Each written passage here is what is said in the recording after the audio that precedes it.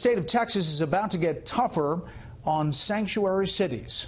Correspondent Doug McKelway tells us law enforcement officials could find themselves on the other side of prison bars.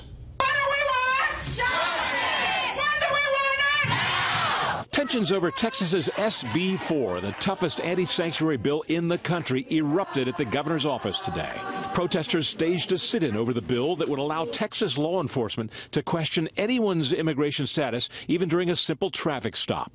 It would also allow any police chief, sheriff, or mayor who failed to follow federal immigration law to be fined and even jailed. It can expose them to very high fines, about $25,000 per day. It can expose them to jail time for any sheriff or any other official who adopts a sanctuary city policy. Those provisions could make for reluctant enforcement of laws that are already on the books. Police chiefs in Dallas, Houston, Austin, Arlington, Fort Worth, and San Antonio oppose the bill, writing in a joint op-ed, quote, "This will lead to distrust of police and less cooperation from members of the community." If you're faced with answering one question from a law enforcement officer that's going to separate you from your children and your family, then you're either going to run or you're going to fight.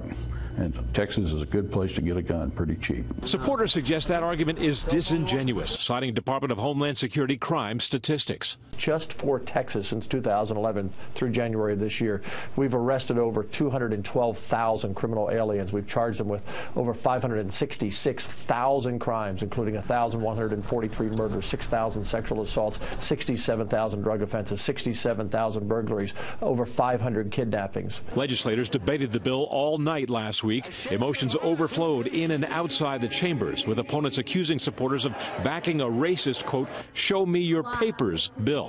I saw mothers trembling.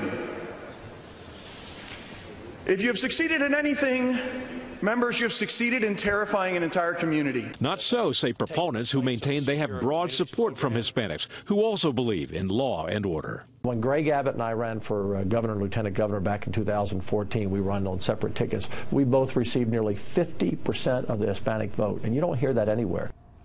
The final bill will likely be passed and signed by the governor by the end of this week. It takes effect in September, but will surely be challenged in court. Brad? Doug, thank you.